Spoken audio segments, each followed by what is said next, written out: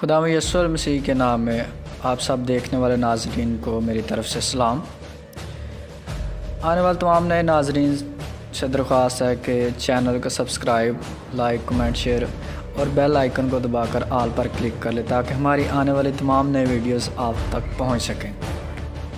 तो दोस्तों, आज हम जिस मौजू पर बात करने वाले हैं उस मौजू का नाम है बुत और मुजस्समे में क्या फ़र्क है, क्योंकि ये एक ऐसा मौजू है जिस पर कुछ कलीसियाएँ इत्तफ़ाक़ करते हैं कि बुत और मुजस्समा एक ही है। तो देखते हैं आज इन चीज़ों को बाइबल की नज़र। सबसे पहले हम सवाल रखते हैं कि फ़ैक्ट्स क्या हैं इनमें। क्या खुदा ने बुत बनवाए? दूसरा फैक्ट्स है, क्या करूबी और पीतल का सांप बुत हैं? क्या मूसा या यहोवा खुदा ने बुत परस्ती करवाई या ये खुद साख्ता सोच है? करूबी बनाने का हुक्म और उसकी वजूहात क्या है? सबसे पहले हम देखेंगे कि इनकी वजूहात क्या हैं। मसीहियत में एक फ़िरका अहद के संदूक पर करूबी और पीतल के सांप को बतौर बुत परस्ती की दलील इस्तेमाल करता है। ना सिर्फ मसीह बल्कि गैर मसीह भी बतौर दलील इसको पेश करते हैं। आज हम जाने और देखेंगे कि इनको बुत परस्ती की दलील या संद इस्तेमाल किया जा सकता है या नहीं।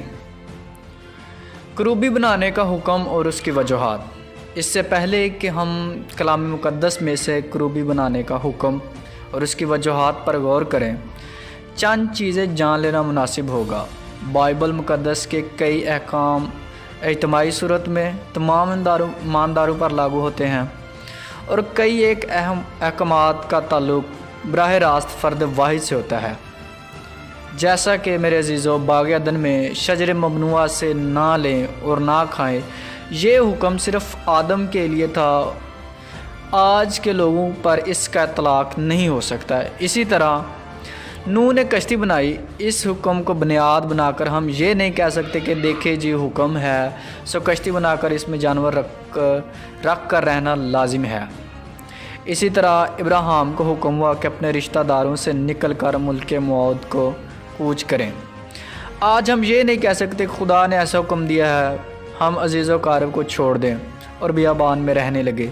ये हुक्म इज्तिमाई नहीं बल्कि सिर्फ़ फ़र्द वाहिद के लिए थे और इन हुक्म का जो लागू है वो आज कलीसिया। दोस्तों, अहद का संदूक और उस पर करूबी बनाने का हुक्म जनाब मूसा को हुआ। देखें मेरे साथ खरूज 25 बाब और उसकी 9 आयत। इस आयत में कुछ यूँ मरकूम है, और मस्कन और उसके सारे सामान का जो नमूना मैं तुझे दिखाऊं ठीक उसी के मुताबिक तुम उसे बनाना। दोस्तों, यहाँ आपने देखा कि खुदावंद ने मूसा को जो नक्शा दिखाया, हुक्म दिया कि उसी के मुताबिक बनाए। इसी तरह इसकी लंबाई, चढ़ाई, सारा कुछ जब खरूज 25 बाब की 10 ता 22 आयत में आप देख सकते कि इसकी पूरी पमाई सारा कुछ खुदा ने खुद बताया। अब हम देखेंगे अहद के संदूक को बनाने का बुनियादी मकसद क्या था। अहद के संदूक को बनाने का बुनियादी मकसद तौरात पूरा बयान करती है। मेरे साथ हवाला निकालिए खरूज 25 बाब और उसकी 16 आयत।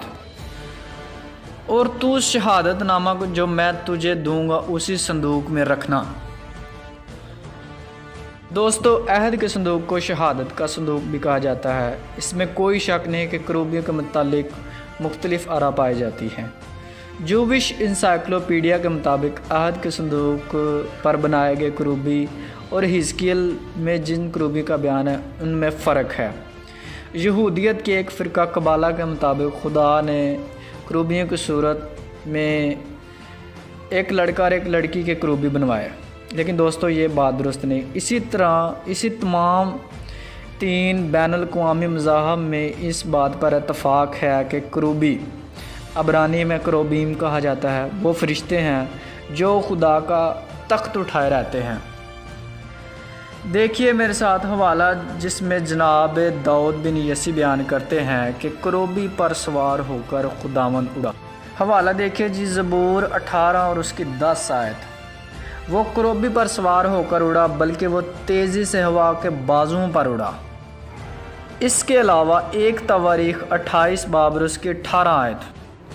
और बखूर की कुर्बानगाह के लिए चोखा सोना तोड़कर और रथ के नमूना यानी उन करूबियों के लिए जो पर फैलाए हुए खुदावंद के अहद के संदूक को ढांके हुए हैं सोना दिया।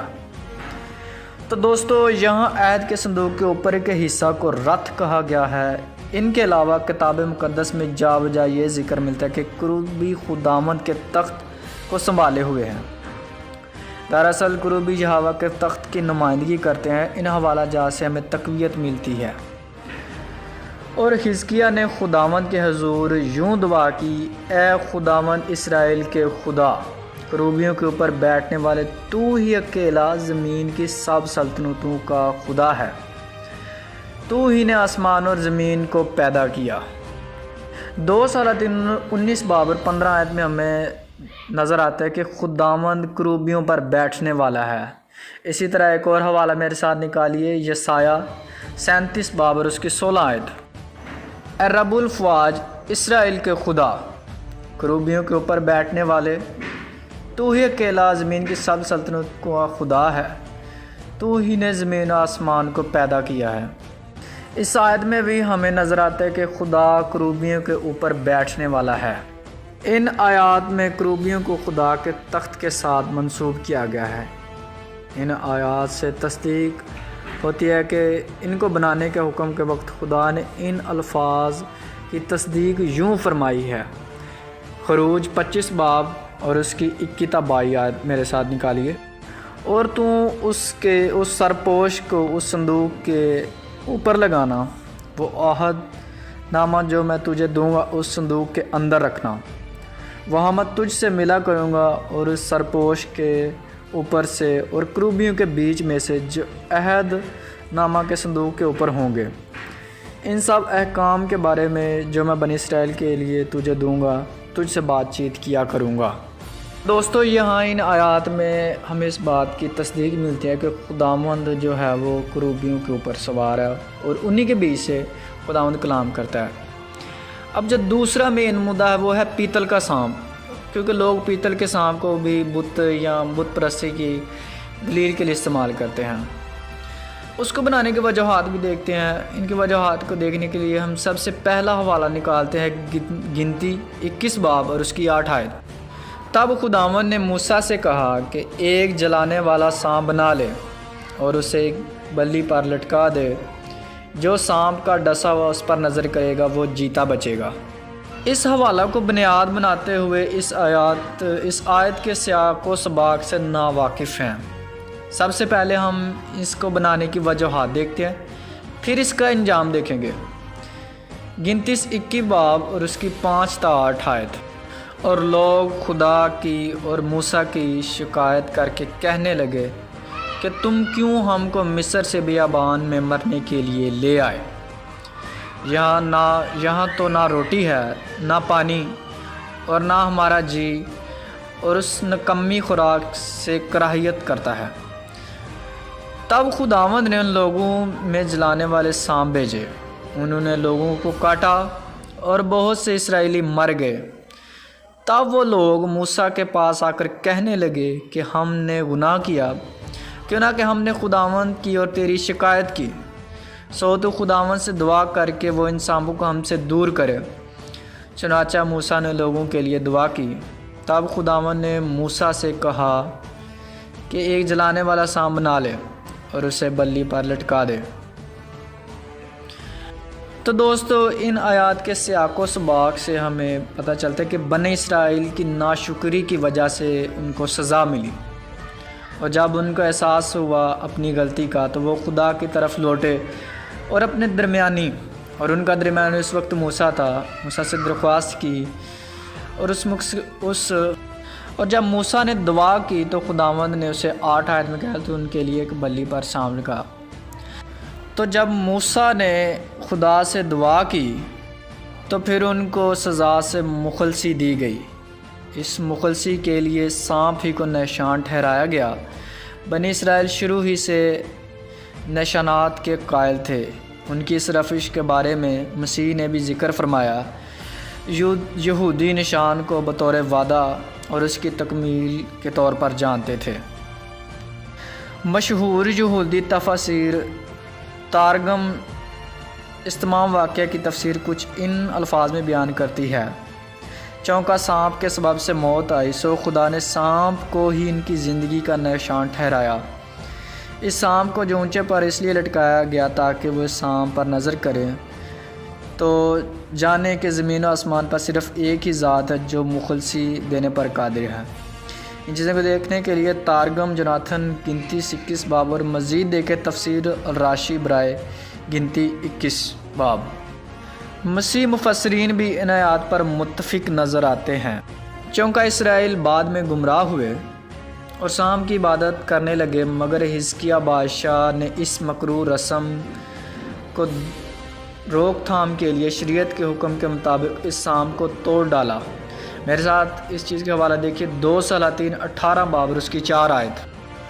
4 آیت میں یوں مرقوم ہے، اس نے اونچے مقاموں کو دور کر دیا اور ستونوں کو توڑا اور یہ سیرت کو کاٹ ڈالا۔ اس نے پیتل کے سانپ کو جو موسیٰ نے بنایا تھا چکنا چور کر دیا، کیونکہ بنی اسرائیل ان دنوں تک اس کے آگے بخور جلاتے تھے اور اس نے اس کا نام نشتان رکھا۔ ان سب سے پتہ چلتا ہے کہ خدا نے پیتل کا سانپ بنانے کا حکم دیا، نہ تو اس کی پرستش کرنے کا کوئی حکم دیا، نہ ہی اس کی تعظیم کرنے کا کوئی حکم دیا۔ اور کروبی بنانے کا مقصد کروبی خدا کے تخت کی نمائندگی کرتے ہیں، وہ لوگ جو ان کو مجسمہ سازی اور بت پرستی کے لیے استعمال کرتے ہیں ان کو یاد رکھنا چاہیے کہ کروبی بنانے کا ایک خاص حالت اور ایک خاص مقام تھا، اور جو لوگ ان کو بت سازی کے لیے اور ان پیتل کے سانپ کے انجام پر بھی غور کرنا چاہیے۔ بائبل کہیں بھی مجسموں کی تعظیم اور بت پرستی کی اجازت نہیں دیتی، یہ نہایت مکروہ فعل ہے۔ اب میرے عزیزوں ہم دیکھیں گے مجسمہ اور بت میں فرق۔ مجسمہ سازی قدیم ترین ہنر اور آرٹ ہے اور آثار قدیمہ کے مختلف مقامات سے کئی سو سال قبل مسیح مجسمات برآمد ہو چکے ہیں۔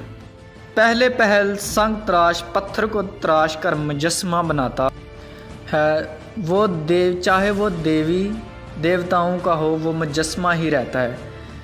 لیکن پھر جب ایک وقت آتا ہے جب ان مجسموں کے سامنے سر جھکنے لگتے، موم بتیاں جلتی، گھٹنے ٹیکے جاتے اور ان کے آگے لوگ اپنی مناجات رکھتے، یہ ان کی تعظیم ہے، تو پھر آپ کا مجسمہ بت بن گیا۔ جب ہم مجسمے کی تعظیم کریں گے تو یہ بت ہے، تو یہ بت بن جاتا ہے۔ یقیناً مجسمے اور بت میں فرق ہے۔ عقیدت مجسمہ میں تعظیم کی روح پھونک کر اس کو بت بناتی ہے، اور یہی بت پرستی کہلاتی ہے جو بائبل میں حرام اور مکروہ فعل ہے۔ خداوند لوگوں کو بت پرستی سے بچنے کی اور اس کو سمجھنے کی ہمت توفیق دے۔ God bless you all.